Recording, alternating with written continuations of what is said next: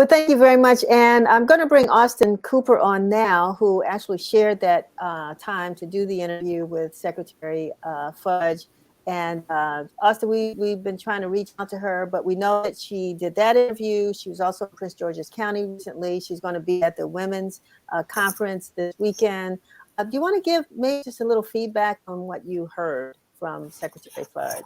Well, and hello, Denise, and hello, everybody. It's good to be with you. Just by way of general background for our listeners who don't know, prior to becoming the 18th Secretary of the U.S. Department of Housing and Urban Development last year, Denise was, I'm sorry, Secretary Fudge was a member of Congress for 12 years, and she was also the national president of the Delta Sigma Theta Sorority Incorporated. So several things stood out. One was the gap is, the gap in the housing gap between blacks and whites is larger than is wider than it was in 1968 when the Fair Housing Act was passed. The Build Back Better plan, which she spoke of, as she's right, contains $150 billion in housing alone. But the real challenge is the bill passed the House unanimously last fall. There is currently no formal bill in the Senate, and therein lies the challenge. Despite the fact that we have a majority in the Senate, the real work remains on the for us to reach out to legislators and encourage passage of this bill. She pointed to there are a lot of good things in this bill. There's climate change, there is childcare, there's public housing, there's infrastructure, there is measures to reduce the cost of prescription drugs. I mean, this is a bill that will benefit all Americans, Republican, Democrat, Independent, regardless of where you are in the United States. And what I also found interesting was her definition of generational wealth as compared to her parents. And you recall that when we recently interviewed Ambassador Andrew Young, the very same question was posed to him. And he and the secretary responded almost identically and said that I don't know that my parents had or have a definition of generational wealth. It really boils down to buying a home. And that is the first step. I was talking to my mother. But I would even qualify that statement, Austin, by saying owning a home. Owning a home. Right. Exactly. Mm-hmm, Exactly. mm-hmm. No, thank you. And I was talking to my mother last week, and she said owning a home. That's it. That's the only way you build generational wealth. And most, if you talk to young people, and this is something that we're going to explore in our House DC newsletter in the future edition, is the various definitions of generational wealth. For some, it means one thing. For others, it means owning a home, but also investments and stocks and bonds, etc. So it's a fascinating topic. Exactly. And for those of you all who are watching the show, we'd like to hear your feedback on that as well. I mean, what does generational wealth mean to you? Send us your comments, your thoughts at news at washingtoninformer.com. We're going to do as Austin said, a whole issue around this subject because from a Black community's perspective, we need to have sort of a benchmark to say, if this is what it means to us, then how do we get there and how do we begin to build generational wealth in our community? So we definitely need to hear your feedback and get your input on that topic. Now, at the same time, Austin, our House DC, which I'd like for you to elaborate on what that is. I know it's a newsletter, as if I don't know, but elaborate on our House DC newsletter and also the event that we plan that is being planned for next Wednesday. Yeah, well, thank you. So we launched the Our House DC newsletter late last summer, and it comes out digitally every other Monday.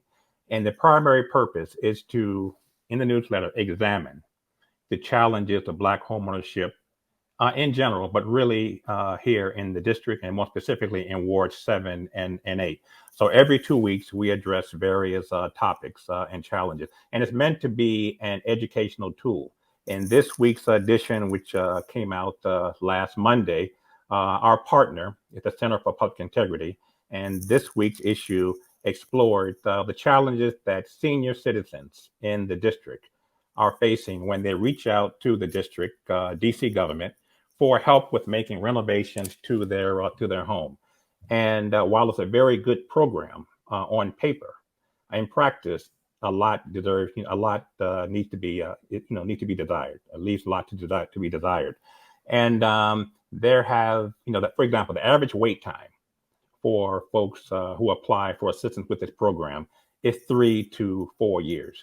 Well, if your roof is coming in, if you're leaking, if you got other, cracks in your wall, you don't necessarily have, 3 or 4 years. You really wanted to get it done as soon as possible.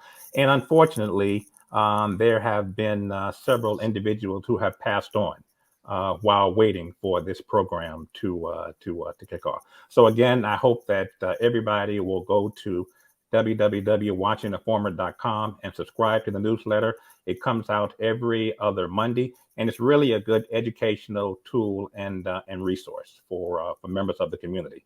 And on next Wednesday at 6:30 p.m. virtually, the Washington Informer is partnering with the Office of Tax Revenue.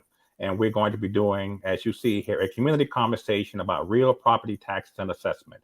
And Denise, as you said at the beginning of this program, in the last week, 7 to 10 days, folks have begun receiving their property tax notices, their assessments. Some are happy, some are not happy, some are in between. This is an opportunity for those who are not happy and who have questions to register at, you see the link here, but to register. And you have the opportunity to talk to senior members of the Office of Tax Revenue. Those members are Yomi Matoso, who's the chief appraiser in the DC Office of Tax and Revenue, and Steven Scorone, who's the manager for Homestead Unit. And we will also have hear remarks from Ward 8's council member Treyon White. But again, everybody by now, most people have received their property tax notices and their assessments. This is an opportunity for you to talk directly to senior officials at the Office of Tax Revenue and ask your questions, ask for clarity. What is the appeals process? How are property taxes calculated? Why is my, neighbor, next door neighbor's property taxes lower than mine? Are there, what happens if I don't pay my property taxes on time? Are there installment agreements? So it's really a really good community event, and I hope that everybody will go to the Washington Informer's website and register. I'm so glad that you mentioned that, because some of the questions that you just ran down a few right before this are questions that we've gotten from folks who have registered or folks who have responded to our Harkin questionnaire on the newsletter and on the website. And so, yeah, we want to make sure that we get those questions answered. We know everything won't be able to be answered on the call. It's a very short program, but we will make sure as folks send us questions that we send those to the Office of Tax and Revenue and get responses for you. This is really important because when we started the Our House DC newsletters, Austin, we were thinking that property was being lost in the DC area because of property taxes. But we realized that this administration and others have put in a lot of safe gaps for people to manage their assessments so that property will not be lost. But not everybody knows about those programs. And of course, they don't know if they're eligible. So part of what we do with Our House is to communicate that, because we want to make sure we can help to build Black generational wealth in the District of Columbia, or that we don't lose anymore. Absolutely. So I want to thank you for being with us, for sharing not only the conversation we had with Secretary Fudge, we'll have many more of those, and really looking at the issues. So again, if you have some questions about home ownership, about building generational wealth, folks that you would like to see us interview or bring to you on this show, reach out to us at news@washingtoninformer.com. We certainly appreciate your input and look forward to creating a program that you can use. So, Austin, thank you so much for being with us. Thanks, Denise. Appreciate you. All right. Okie doke.